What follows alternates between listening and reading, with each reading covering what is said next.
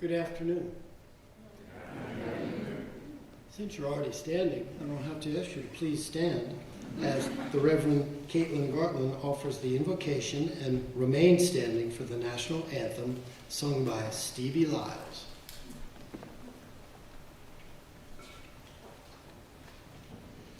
As we begin this afternoon, let's just take a second to pause and center ourselves, seeking to be prayerfully present to this moment, to this space, and to one another. Source of life, of love, of hope, of unity. We are gathered here in the early weeks of a new semester. Some of us are back again, welcoming familiar faces and places. Others of us are here for the first time, absorbing as quickly as we can all that will soon be familiar. But we're all drawn to this place where we trust that we will be nurtured, challenged, stretched, and encouraged. We look forward to what this semester will still yet bring. The opportunity to learn, to forge relationships, to discover more of who we are, and to lean into how we are being invited to shape both this community and the wider world. Today, let us root ourselves again in this community's values: truth, integrity, determination, curiosity, civility, leadership, and moral courage. Whether we are staff or students or faculty or friends, may we embrace any opportunity to learn, to teach, to support, or to serve. And may we be relentlessly mindful of the gift that is found in our layers of diversity as we together seek to move the world toward what is good and right and just and whole. Amen.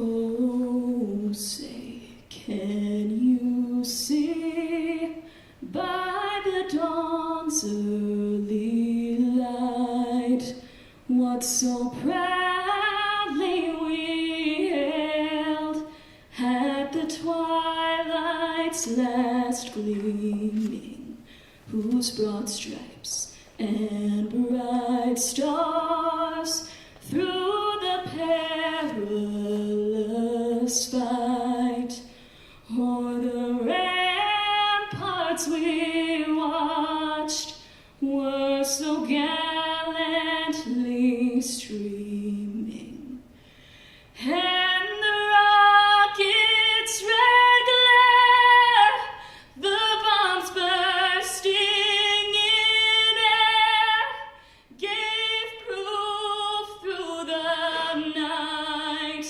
that our flag was still there. Oh, say, does that star-spangled banner yet wave o'er the land of the free and the home of the brave?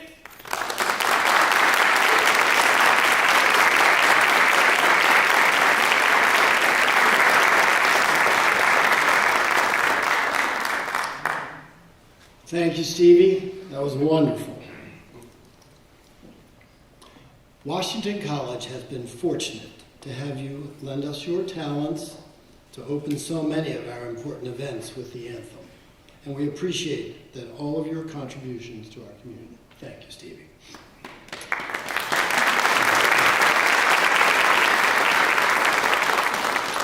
What a terrific way to end the week, gathering with all of you to celebrate George Washington's birthday by recommitting ourselves to the academic mission of his namesake college. This is a day every year that encourages reflection on our place in a long tradition of civic duty, liberal arts education, and leadership. But this year, I am struck by how viewing that tradition through specific people and events makes it more tangible.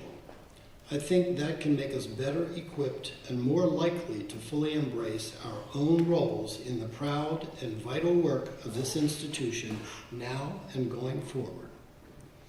Last month, the Washington College community lost an emeritus professor who not only taught with our values in mind for 41 years, he embodied them.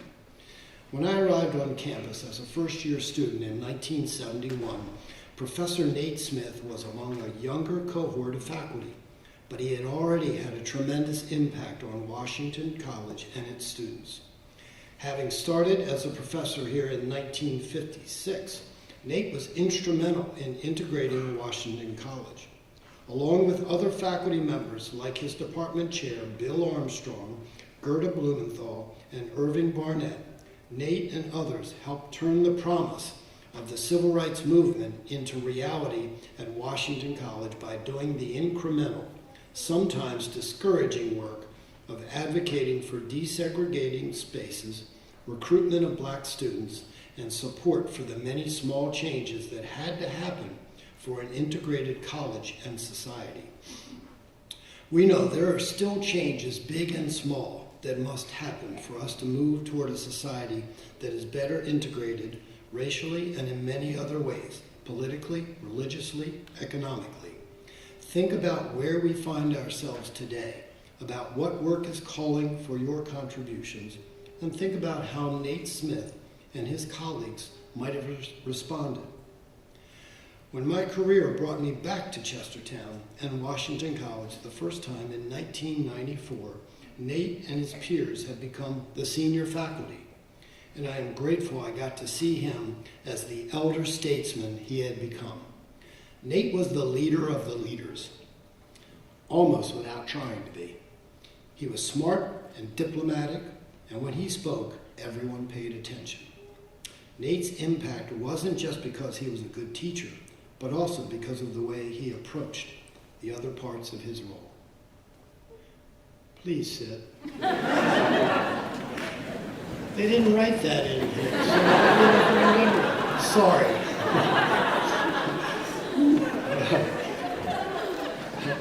Nate served as the chief academic officer here on several occasions, guiding key position searches and the long-range planning that continues to influence what Washington College has become today. Even following Nate's retirement in 1997, Washington College continues to be guided by the principles he and other faculty leaders of his generation established over the 1960s, 70s, and 80s. We have a wonderful reminder of these scholar leaders in the portrait gallery along the hallway just outside the theater. The way Nate Smith is characterized in a history of the college that was published in the year 2000 could be an inspiration for any of us, noting that he was, quote, always driven by his strong sense of ethics. During 41 years of teaching and administration, he was the school's moral anchor, a progressive visionary, and an unparalleled academic leader, unquote. His former colleagues had similarly high words of praise, and I'd like to share thoughts from two of them now for how they can guide us all when we leave here, for the way they connect Nate's example to the ways we can approach our work to continue his legacy and the legacy of all the great scholars this institution has produced over its 244 years. Recently retired political science professor Tahir Shad said, quote, Nate was more than a colleague.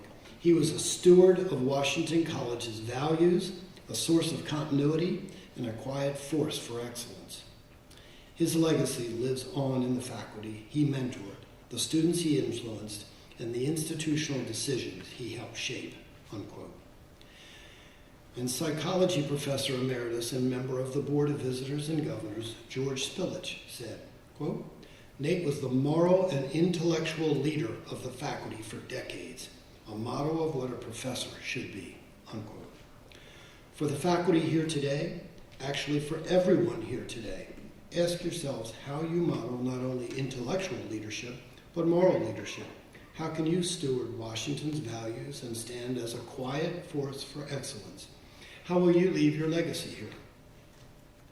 Considering our past, we can create a better future for Washington College and for our country, and for the people who will be at the forefront of that effort for many years to come are our current students. To move us into the rest of this 2026 George Washington Birthday Convocation, President of the Student Government Association, Zach Tipton, will now offer a welcome on behalf of the student body. Zach?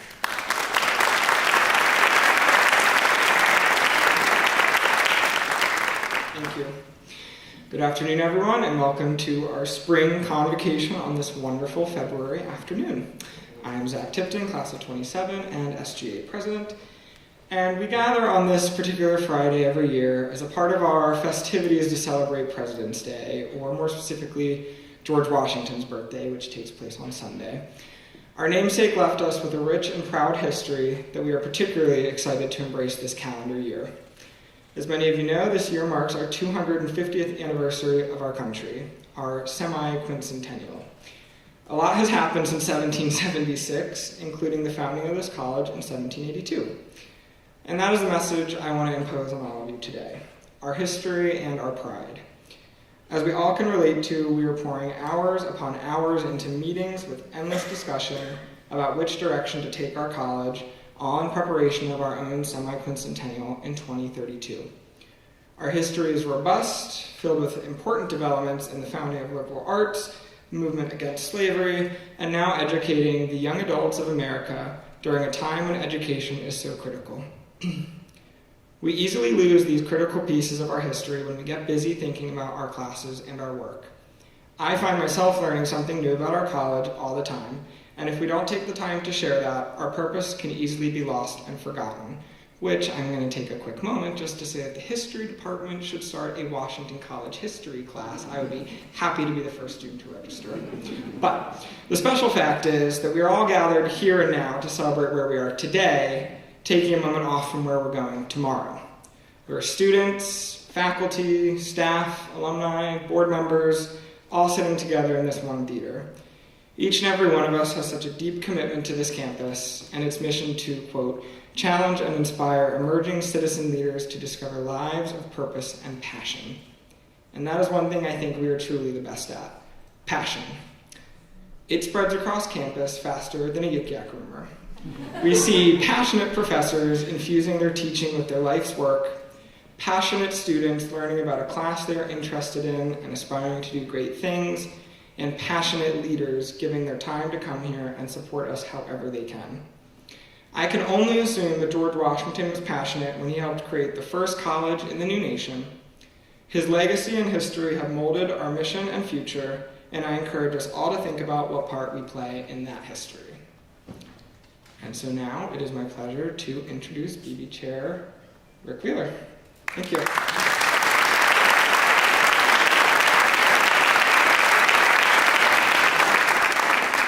Thank you, Zach. I brought my own, so marketing is scared right now. No.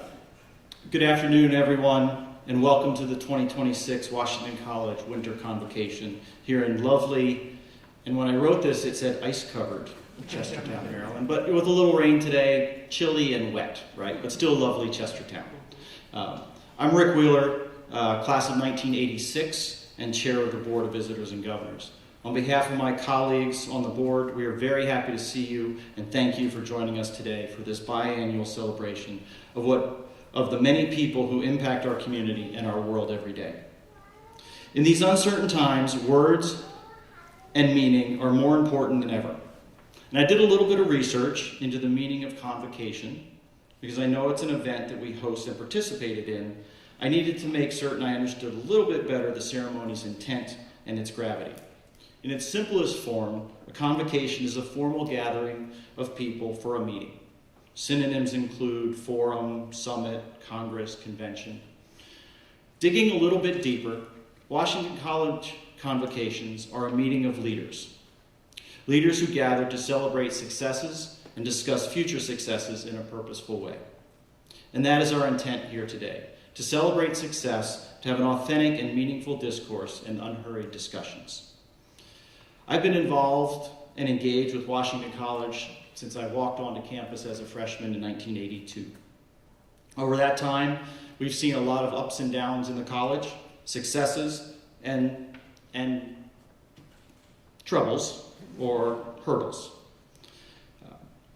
I'd like to thank the members of the Board of Visitors and Governors, President Brian Matthews, the faculty gathered here, for all of your patience, ideas, and resilience through that time.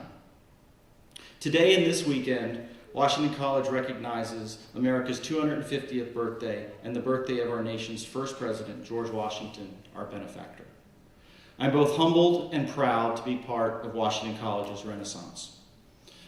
I'm not sure if any of others of you saw this, but a few days ago, there was an op-ed written by the 43rd President of the United States, George W. Bush, on his thoughts and perspectives about our nation's first leader and our benefactor.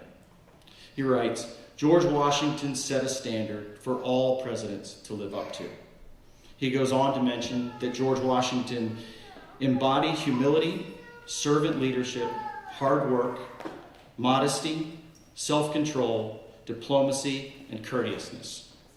And let's not forget Washington's insatiable hunger for knowledge, which is the very reason our 243-year-old institution exists and thrives today. George Washington was given power, and quote, given power because of his character, because everyone knew he would not abuse it. Now think about those qualities and those traits as this community has come together in the last few years. And while we continue to work through all of the issues that colleges and universities face, the biggest difference is that we are facing these challenges head on, together, just like when Washington was called back from retirement after a glorious military career to lead our new nation. Our community continues to use our critical thinking skills, our imaginations, to address all types of issues facing Washington College. And we're addressing those issues, good and bad, as a community with deep traditions and deep roots. Those values and traditions are our anchor. And I know President Matthews mentioned a professor that we lost, and I wanted to highlight that as well and talk a little bit about that. Our community has always valued all of its members. And last month, our Washington College community lost an icon, a beloved professor and fixture of this community, Dr. Nate Smith, who passed away at the age of 96. Dr. Smith was not only present for his many, many students, he was a presence on our campus. He embodied so many of the values and leadership skills. He served many roles at the college, but none more important than a professor that cared about his students, cared about history, and cared about Washington College. Anytime we lose a member of the Washington College community, it diminishes us. And we need to both celebrate and grieve the passing of any and all of our community members. So to the families, friends, classmates, and colleagues that have passed since we had last gathered at the Convocation, on behalf of the Washington College community, we extend our thoughts, prayers to you and your families. You will soon have the privilege to hear and celebrate the magnificent work of our distinguished guests, dignitaries, alumni, faculty, and students. One of the things that I love about Convocations is learning about some of the incredible achievements that our community members accomplished and then getting to spend some quality time with them. It is a rare and impactful time, and it is a pillar of Washington College's history and heritage, lifelong learning and service. Again, welcome to the Washington College Convocation. I invite you to explore our campus, explore our work, and join me and the team in celebrating the accomplishment of the guests gathered here. They are changing our community, our society, and our world. And for this, we thank you, admire your perseverance, vision, courage, and courage. Thank you.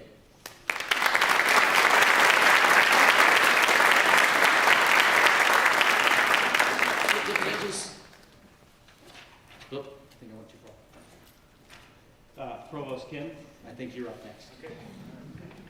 Good afternoon. All right. Good afternoon, everyone. The Cromwell Center for Teaching and Learning seeks to sustain and encourage Washington College's instructors to continually rethink and redevelop their approaches to teaching and learning with its Cromwell Award named in recognition of the continued generosity of the center's benefactors, Barbara Cromwell and her late husband, George. This honor, awarded annually, recognizes achievements in the use of new instructional technologies, the use of traditional technologies in new ways, and novel approaches to instruction and new ways to engage students in the learning process. As such, the award seeks to reward instructors who have particularly powerful, positive impact on student learning, readiness, and retention. The Cromwell Center Teaching and Learning Advisory Board is proud to award the 2026 award in Innovation in Teaching to Dr. Sean Ramsey.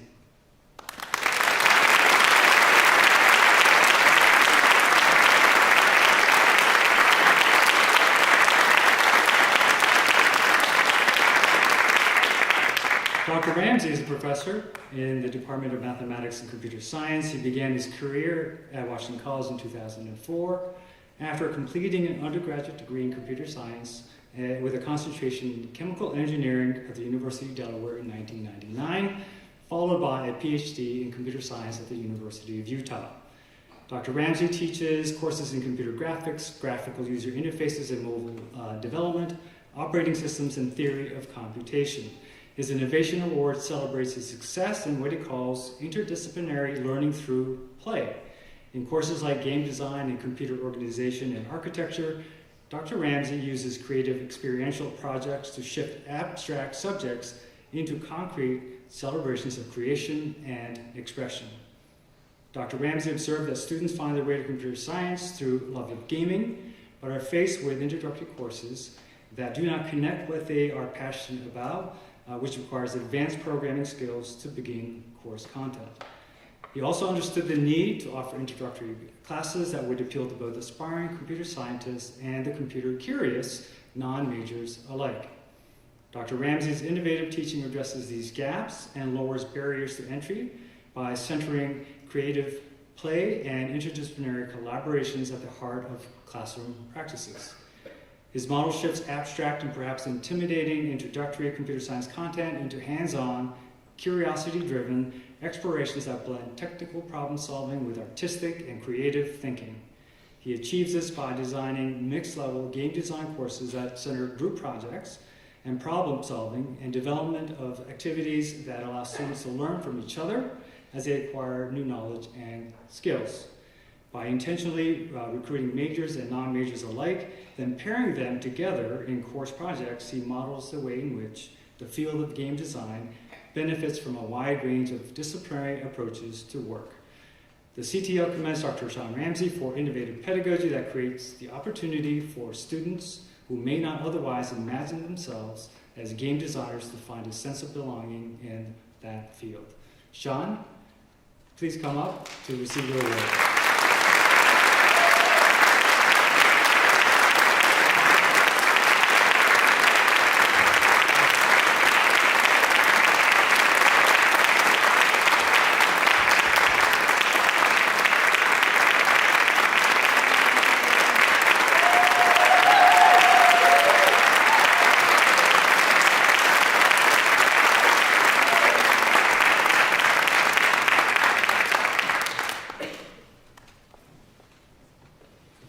Congratulations, Sean.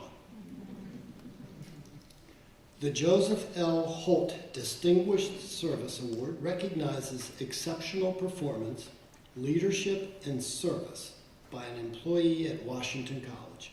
The recipients of this award have a record of exemplary performance and distinctive contributions.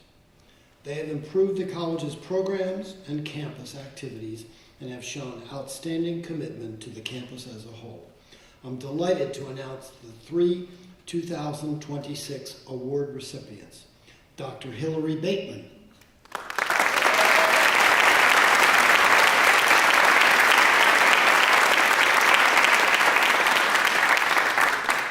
As the Assistant Dean of Advising and Academic Advocacy, Hillary has an expansive vision for academic advising at the college, nurturing a holistic, proactive, and relationship-centered approach, especially in service of first and second year students. Her mind is on retention, and her vision for academic advising reflects this, focusing on the training and support of faculty advisors and developing a model for student advising that cements the bond between student and advisor. She takes a particular interest in seeking out and forming relationships with students who may otherwise slip through the cracks, whether that be first-generation students, transfer students, or students at academic risk.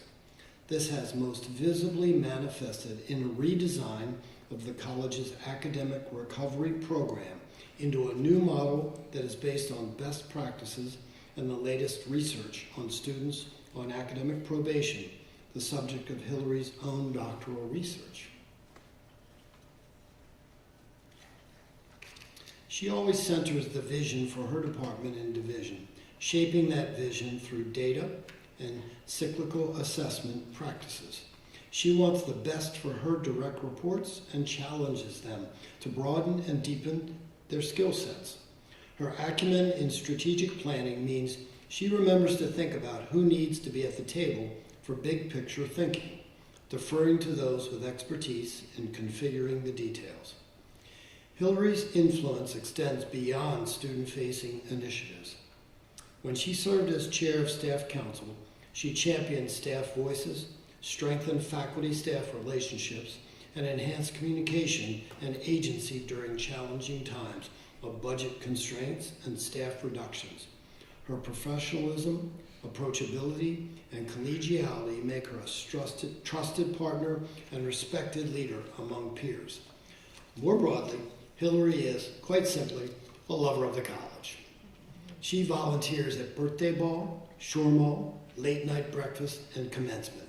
She goes to sports games and trivia nights. She has hosted explore groups during orientation, despite it being one of her busiest seasons. All of these things fall outside of her everyday responsibilities, but they help her colleagues and connect her with students outside of the classroom. In everything she undertakes, Hillary demonstrates initiative, vision, and a deep commitment to the mission of Washington College.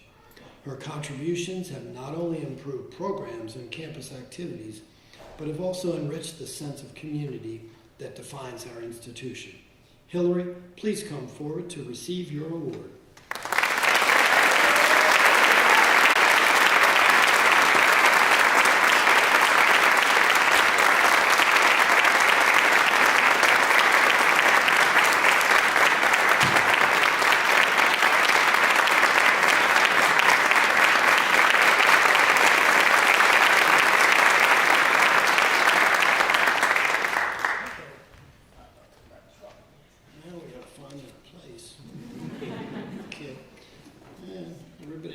Amongst yourselves. Take a little. Okay. Well, let's see. Maybe this is. Here we go. Nanette Cooley.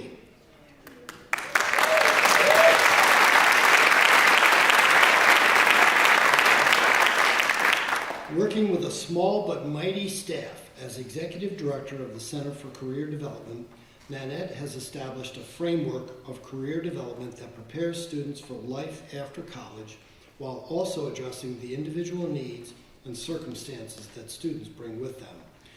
She has created programs for first-generation students, supporting neurodivergent students and generally democratizing opportunities for students so that all have access. On one level, her most obvious success is the incredible increase in the number of students who have contact with the Career Center during their time at Washington College. By doubling down on the first-year career awareness program, establishing a new sophomore Spark program, as well as a number of other outreach programs, Nanette oversees an office that now reaches more than 80% of our student population each year. As a leader for her team, Nanette is emphatic and respectful, but also empathetic and respectful, but also expects excellence and professionalism. She models exactly what we want in our students as we prepare them for the world beyond Washington College. She has a significant student caseload, students who she works with individually, many starting in their first year. She has also never said no to an alum who returns for advice and guidance. Nanette's work is distinguished by her attentiveness to every avenue that could help students grow, whether through internships, shadowing experiences, campus employment, or encounters with accomplished professionals. She is known for seeking out any and every opportunity that might give students a voice, a vision, or a head start on finding meaningful work enriched by their liberal arts education. Her advocacy ensures that students not only gain access to opportunities, but also understand how their values, strengths, and academic passions can guide them toward fulfilling careers. Nanette, please come forward to receive your award.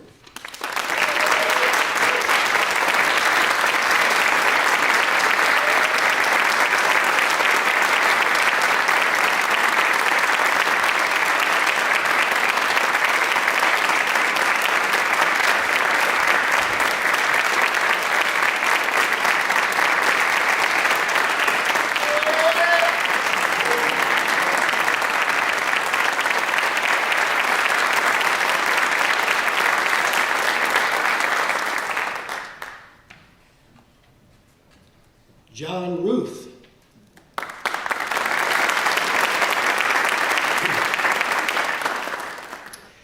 As the sports field manager, John Ruth is responsible for all of our grass practice fields, our baseball and softball fields, and Kibler turf. Never easy when you're at the mercy of Mother Nature, as in the last few weeks. Yes. Throughout his tenure with Washington College, John has demonstrated exceptional dedication, professionalism, and a level of service that consistently exceeds expectations. He exemplifies the values and mission of Washington College in every aspect of his work. The care that he shows for our campus and for improving the experience for not only just athletes, but for all students is incredibly admirable. Whether tackling complex challenges or assisting coworkers, John approaches every task with integrity, creativity, and a remarkable work ethic. Beyond his improvements to our campus, John is admired for his positive attitude and dedication to fostering a supportive and inclusive workplace. He shows unmatched dedication to his work and is always looking for ways to improve. His professionalism and genuine respect for others have set a powerful example, and he has helped to create an environment where students and coworkers feel valued and motivated. In every respect, John Ruth embodies the spirit of the Joseph Holt Distinguished Service Award. His sustained excellence, unwavering commitment, and meaningful contributions to our campus make him truly deserving of this award. John, please come forward to receive your award.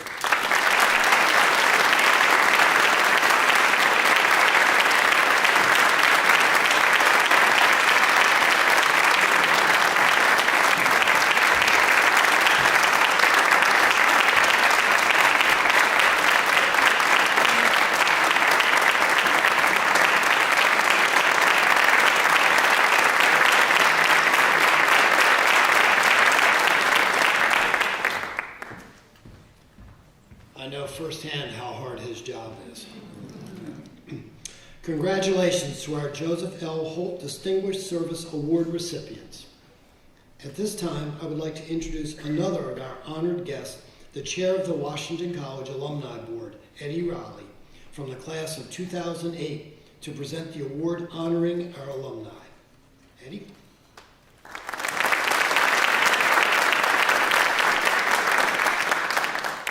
Thank you, President Matthews.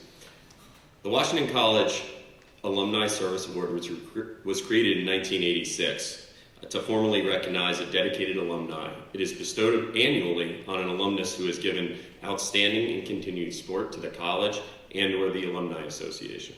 He or she has been instrumental in encouraging a positive prospective students to apply to Washington College, and has made continued financial contributions, and has been willing to give their time and energy as a class agent, Alumni Alliance member, Board of Visitors and Governors member, Alumni Chapter Officer, contributor to special projects by the college or the Alumni Association. I think this is my third time I present this award, but I always feel a little goofy because the people who get it have often been doing more for the college and whose names are far more recognizable and don't need any introduction. So with that, this year, we're proud to give this award to 3 remarkable alumni. Mert Gaines, class of 78.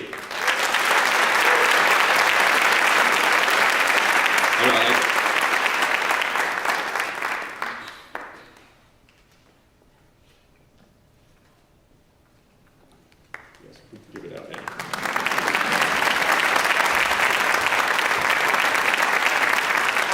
So, for decades, Mert Gaines has been a steadfast leader, volunteer, and ambassador for Washington College. A member of the Board of Visitors and Governors since 2020, he currently serves as Vice President of Gaines & Company, a Maryland-based utility contracting firm. As a student, Mert majored in psychology, was a member of Lambda Chi Alpha, played varsity lacrosse, earning induction into the Washington College Hall of Fame in 2015. His Washington ties run deep. His wife, Mary Walsh Gaines, graduated in '79. His brother, Thomas Gaines, graduated in '86, and who is also the father of a parent of a 21 grad. His father-in-law, Harry Walsh, graduated in 1948, who was a parent, of course, in 79. His brother-in-law, Patrick Walsh, graduated in '85, and his nephew, Evan Gaines, all graduated in 21, and all share in the family legacy.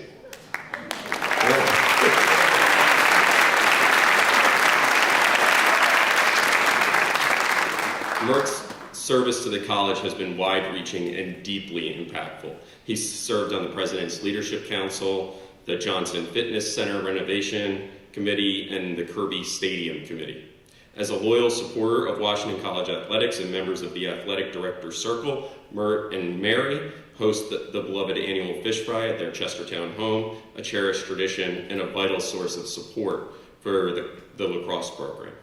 Mert's loyalty, leadership, and continued engagement make him a truly deserving recipient of the Alumni Service Award.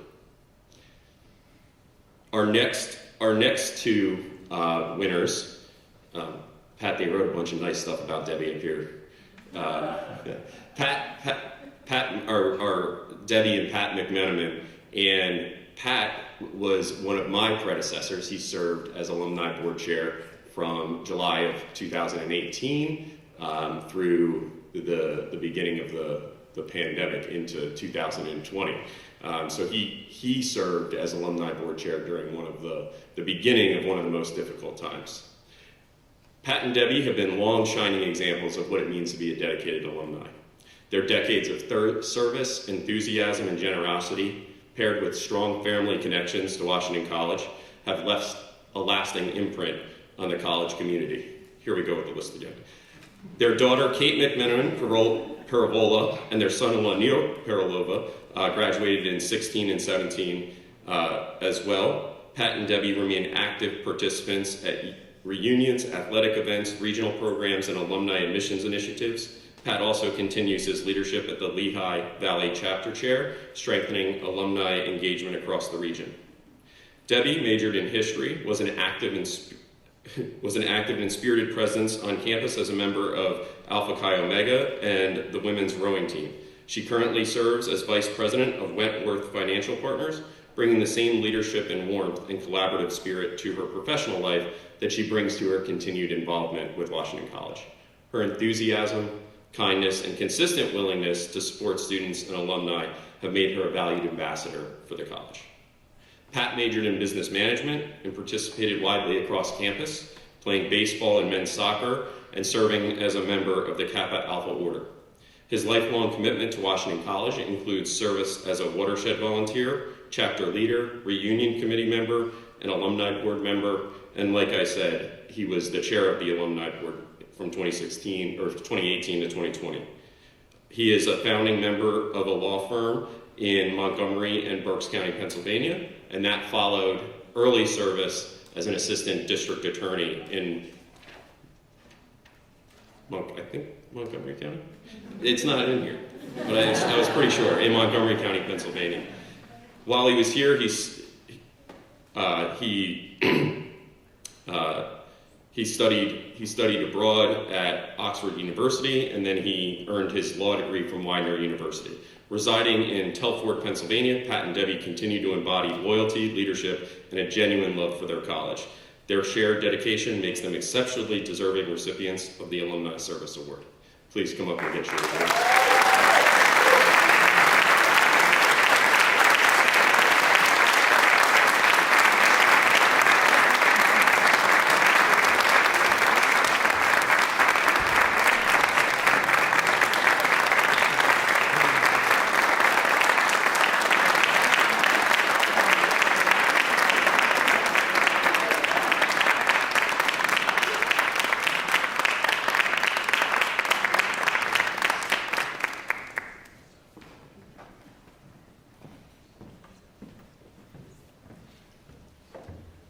Thank you, Eddie, and congratulations, Mert, Pat, and Debbie.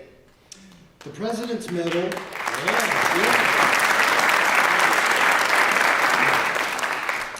The President's Medal is intended to recognize the accomplishments of an individual or organization that has made significant contributions to the advancement of Washington College and/or the region. This year, we are recognizing one individual and one organization, each having had a tremendous impact on their respective parts of our community. John Schwattweiser.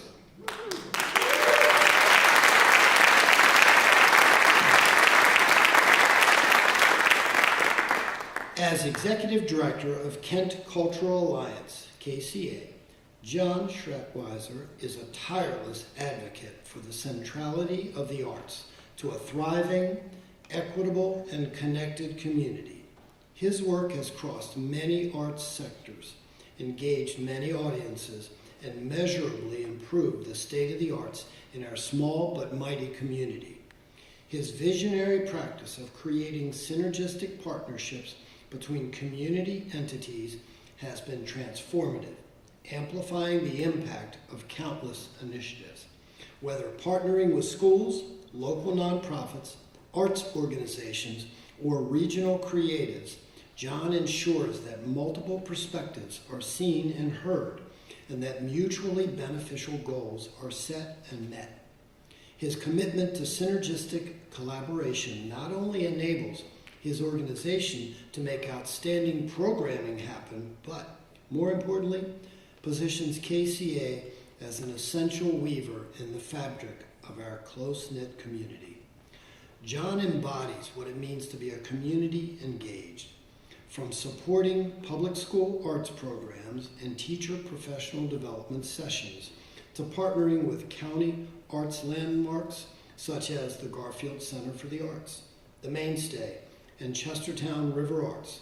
He is a trusted and dependable partner for arts and culture throughout the community.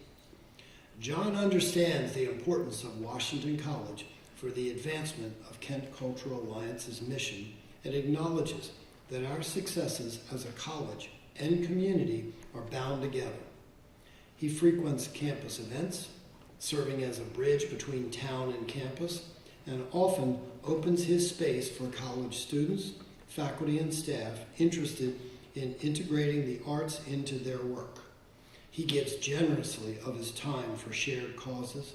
For instance, supporting robust participation from the artist and maker communities in the college's stakeholder engagement process for the Innovation Plant project. John has positioned KCA as the arts powerhouse it currently is, overseeing its reinvigoration and new restored center.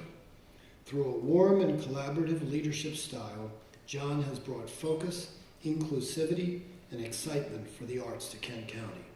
John deserves recognition for the very hard work, draining work of providing the structure and excitement to concerts, literary readings, visual art exhibitions, and countless other programs that have enriched our area and made it even more of a draw for national attention. Thanks in great part to John, Chestertown's arts community is thriving and a major engine of the town's continuing vibrancy and economic stability. John, please come forward to receive your award.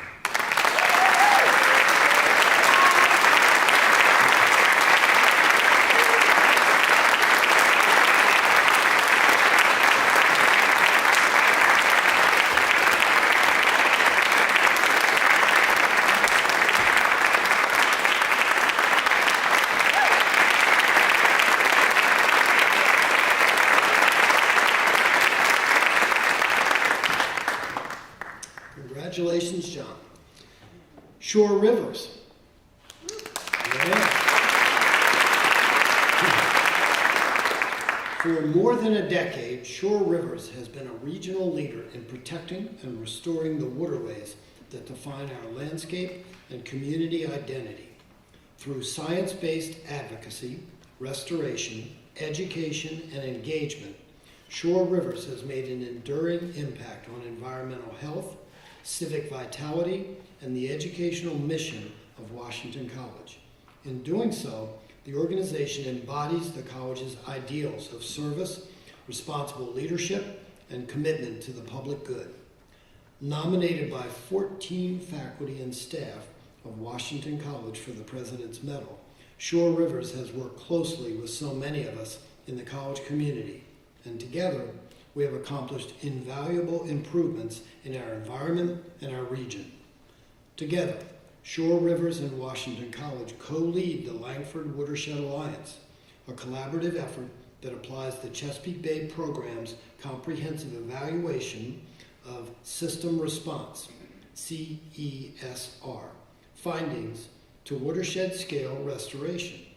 Through long-standing collaboration with CES's Natural Lands Project, Shore Rivers has restored numerous shallow water emergent wetlands across Maryland's eastern shore, habitats that support waterfowl, shorebirds, aquatic insects, and native vegetation while filtering excess nutrients and sediment.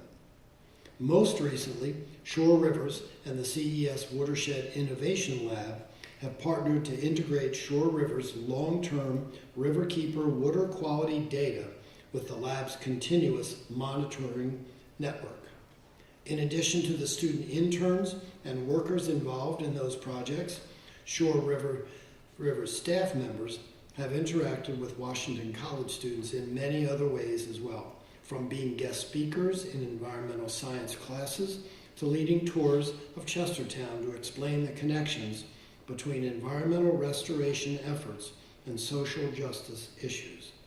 Few organizations so fully embody the values of Washington College or have made such an enduring positive impact on Chestertown and the greater Eastern Shore.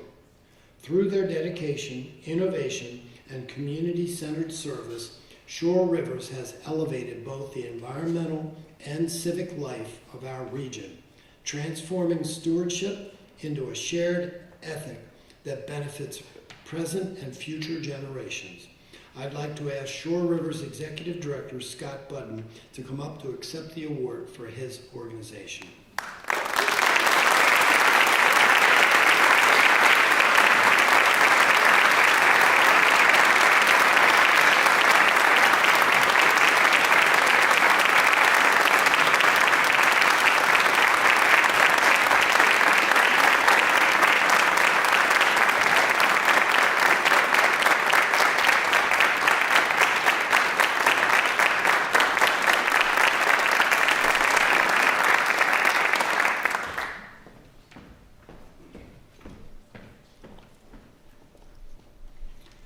Angela, will you please join me at the lectern? Thank you. Angela Crenshaw, of the class of 2004, has served as the director of the Maryland Park Service since April of 2023.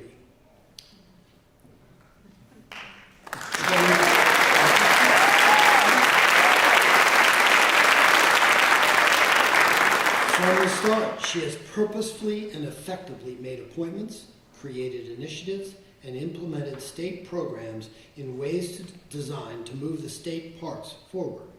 Her efforts have been focused on not only the upkeep and success of the park system itself, but also ensuring that the parks are open and welcoming to everyone. Angela, we admire your trailblazing role in conservation and public service, and your commitment to making the outdoors more accessible and inclusive for all Marylanders. Your life and career offer an inspiring model for our students. In recognition of your achievements, it is my honor to present you with the Washington College Award for Excellence.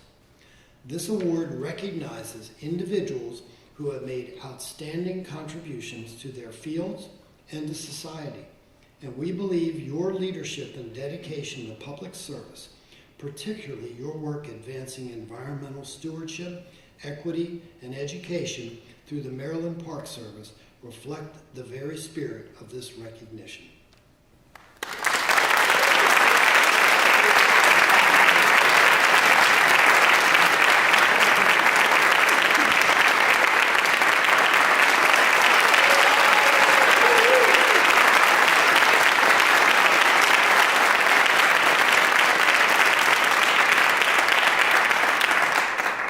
Good afternoon. Oh, I like that. I'd like to thank President Matthews for the warm welcome. Thank you all for attending the 2026 George Washington Birthday Convocation celebration at Washington College. I am overjoyed to deliver remarks at an event I used to attend as a student over 20 years ago. I'd like to welcome all of our guests, students, faculty, staff, and everyone that put forth effort to make this celebration happen in beautiful and historic Chestertown, Maryland. My name is Ranger Angela Crenshaw, and I am the proud director of the Maryland Park Service. It's an honor to be here today speaking to you on such an auspicious day. I would like to start my remarks by sharing my ranger journey with you. Then I'll share some words of encouragement to light your path. And then I have a challenge for each of you. And then I'll conclude with gratitude and appreciation. To begin, I'd like to share my education and my ranger journey. I attended this institution of higher education, Washington College.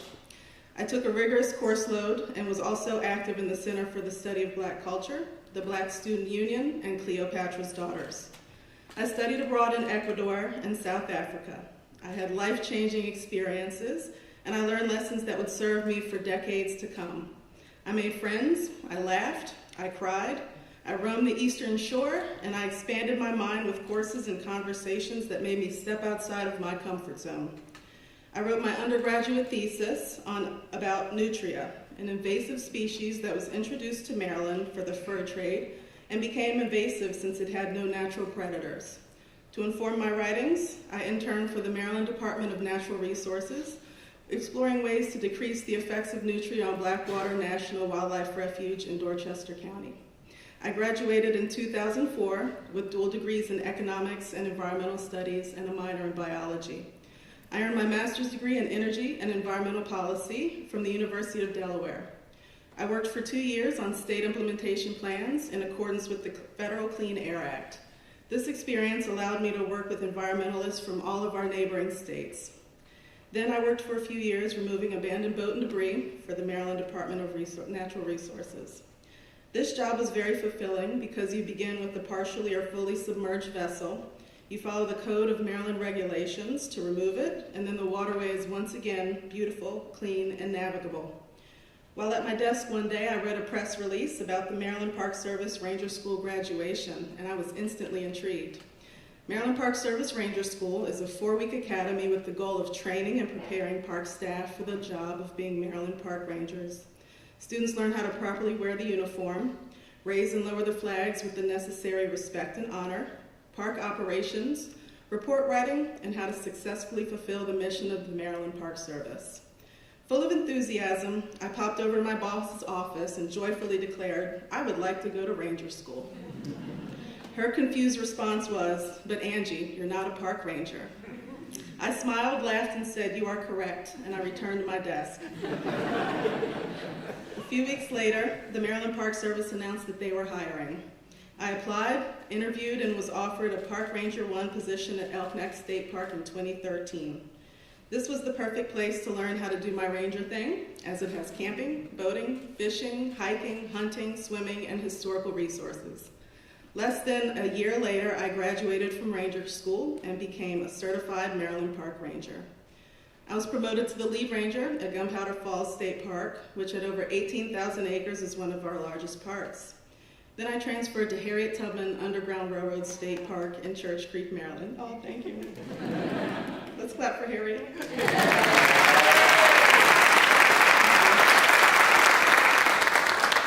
I started the year before the park opened and was honored to assist with the grand opening weekend, where we invited 600 of Harriet's closest fans. To our surprise and joy, over 1,500 people joined us on that monumental weekend. Working there allowed me to share both my knowledge of the environment and the legacy of Harriet Tubman, a powerful shero. A shero is a lady hero, and a motivating force for all women. While at Tubman, I promoted to the assistant manager position and was proud to assist our guests in building a personal connection to Miss Tubman's life and legacy. Miss Tubman was born in late February or early March in 1822 in Dorchester County, Maryland, into the system of American slavery. She grew up in harsh conditions and realized early on that working outdoors provided her with more freedom compared to the indoors under the watchful eye of tyrannical mistresses. Tubman self-emancipated in the fall of 1849 and eventually went on to emancipate over 70 family members and friends using her contacts on the Underground Railroad. I find it incredible that Tubman began acquiring her expertise as a child while doing what she had to do to survive. I find joy in thinking about the knowledge and the skills she had to have in order to accomplish the impossible. I'm inspired by the love and the light Harriet Tubman shared with those around her. We'll talk more about Miss Tubman later. I transferred back to Gunpowder Falls State Park to manage our busy swimming beach and marina. Then in 2022, I was promoted to park manager at Rock, Susquehanna, and Palmer State Parks in Harford County. Rock State Park is home to the second highest waterfall in Maryland, Kilgore Falls, and Susquehanna preserves the agricultural nature of the area. In doing so, I became the first Black lady park manager in the history of the Maryland Park Service.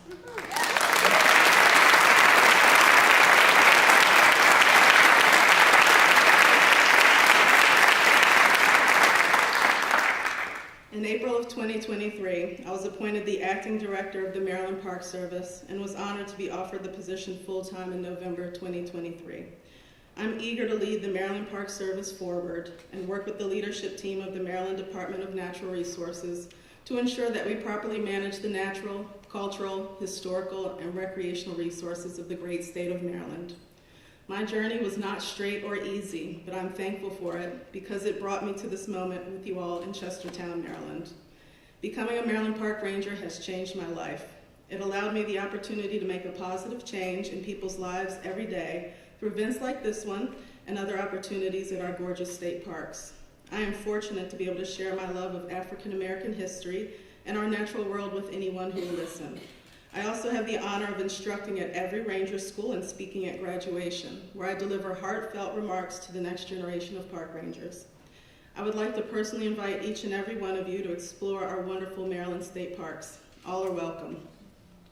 Now that you know a little bit more about me and how I arrived at this place, I'd like to share some words of encouragement and guidance to light your path.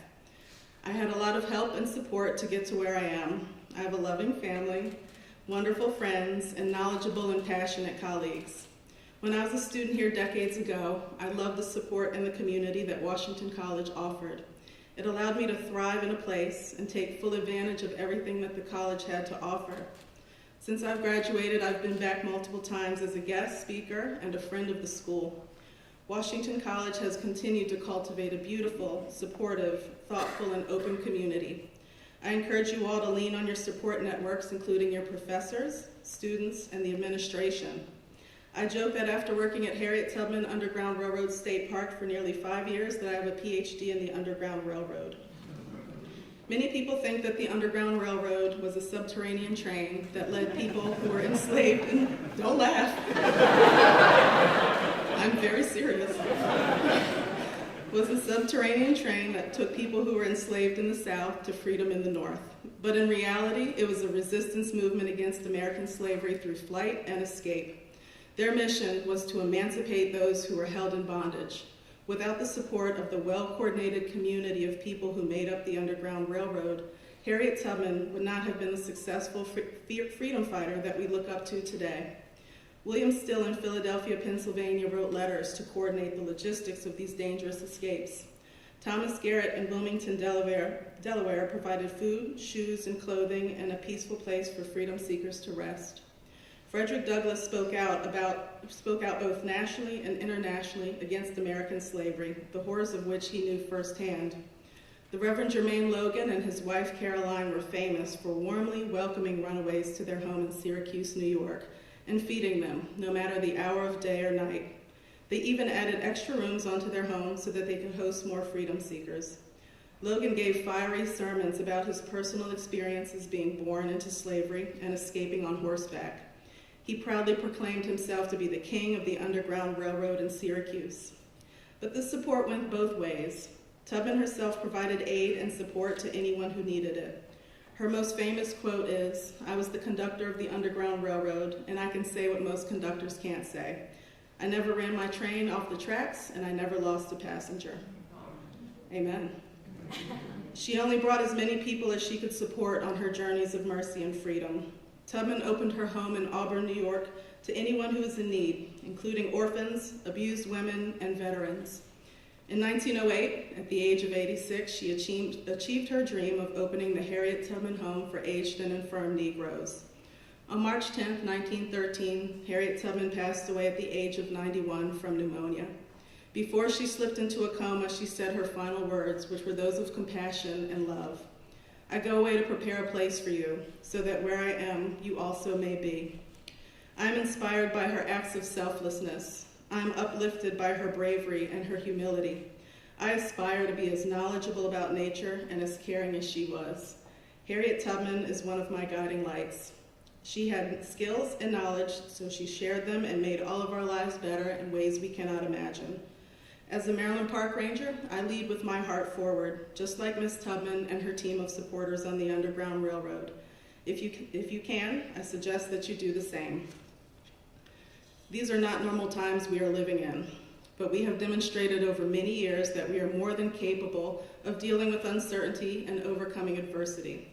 I often say proudly that I am standing on the shoulders of giants. I acknowledge that I drink from wells that I did not dig. I happily take shade under trees that I did not plant.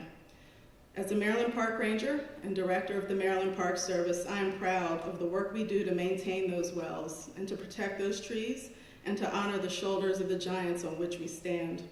By honoring my ancestors and those that cleared a trail for me, I'm able to guide the Maryland Park Service's 259 full-time staff members as we manage over 142,000 preserved acres. And of course, I have assistance from the leadership team of the Maryland Department of Natural Resources. During the time we've spent together, I've shared my experience at Washington College, being a Maryland Park Ranger, and my passion for African American history. Before I go, I have a challenge for you. Are you all ready for your homework assignment? Yes. I like that. Don't worry, there's no specific due date, and I won't be grading your work. This job is demanding and at times draining. The way I refill my cup is by studying the history of those who came before us. I always smile when I think of the friendship between Harriet Tubman and Frederick Douglass. Both were born into the system of American slavery on the eastern shore of Maryland, not far from here. Both worked tirelessly to achieve their freedom and fight for the freedom of their countryfolk. In a letter to Tubman that Douglass wrote in 1868, he said, "The difference between us is very marked.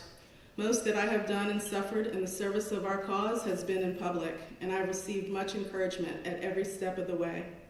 You, on the other hand, have labored in a private way. I have wrought in the day, and you in the night. I have had the applause of the crowd and the satisfaction that comes of being approved by multitudes, while the most that you have done has been witnessed by a few trembling, scared, footsore bondsmen and women, whom you have led out of the house of bondage, and whose heartfelt "God bless you" has been your only reward. The midnight sky and the silent stars have been the witnesses of your devotion to freedom and your heroism. His bold yet warm words about my Shiro are so moving to me. What Douglass did to fight for freedom was done during the day, in the light. What Tubman did was under the cover of darkness because she herself was a runaway. They both fought tirelessly for the cause of liberty for their entire lives. You all are here because you are driven and passionate and you want to excel. You all will do wonderful things, otherwise you wouldn't be here. My challenge to you is this: whether you fight in the light of day like Douglass or in the darkness of night like Tubman, fight for what you believe and value. Speak for each other. Support one another. Be there for your colleagues. Uplift those who are around you. Shine a light on people who are doing meaningful work. Amplify the voices of those who have worthy thoughts and inspirational words to share. I speak for our Maryland State Parks every single day. I learned how to do that here at Washington College. I urge you to use your skills and abilities to fight for what you hold dear. In closing, lean on your support networks. I'm certain that it has not been easy for you all to get to this point. My path was not straight or without its obstacles, but I'm fine with that. I received help on my journey, and my light is illuminated by the light of those who came before me. Bold Marylanders like the indefatigable Harriet Tubman and the famed orator Frederick Douglass. Through them, I lead with service, compassion, and fidelity. I hope my words and experiences and the history that I've shared today have spoken to you. I would like to thank you all for being here today and for your time, attention, and your energy. I would also like to thank Dr. Brian Matthews, the president of Washington College, for inviting me here to speak today. It is not lost on me that you invited an African-American woman who has studied American slavery for years to speak at an event to honor George Washington, a man who himself chartered this first college in the new nation and also owned people. This is a bold step forward for the college, and I am deeply honored and moved to be a part of it. Thank you to each and every one of you for the honor of allowing me to be the director of your Maryland State Parks. Please know that I am always at your service. Thank you from the bottom of my Ranger heart.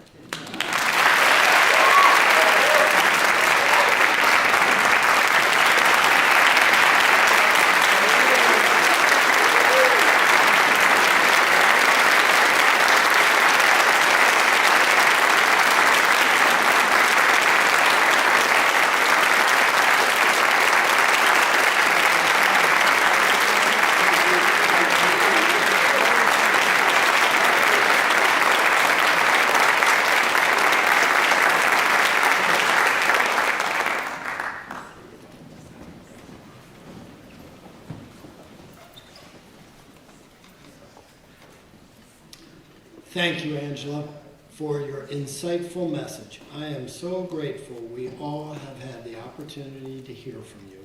You are a true credit to Washington College.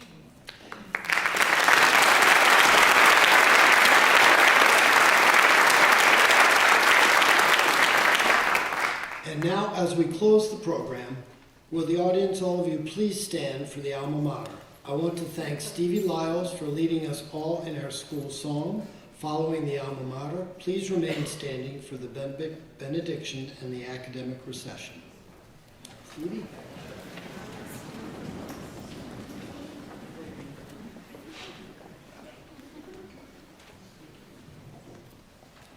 By the gleaming blue Chester River, on the Maryland eastern shore, stands a glorious alma mater, whose name we will ever adore. 'Tis a name that shone high in glory when our country her freedom won, and our college alone was the first one to own to the fair name of Washington. So Washington, oh Washington, oh Washington, we do adore. We will fight for her honor as our sons and daughters have before. So Washington, oh Washington, oh Washington, Washington forevermore. She's our dear alma mater on the old eastern shore.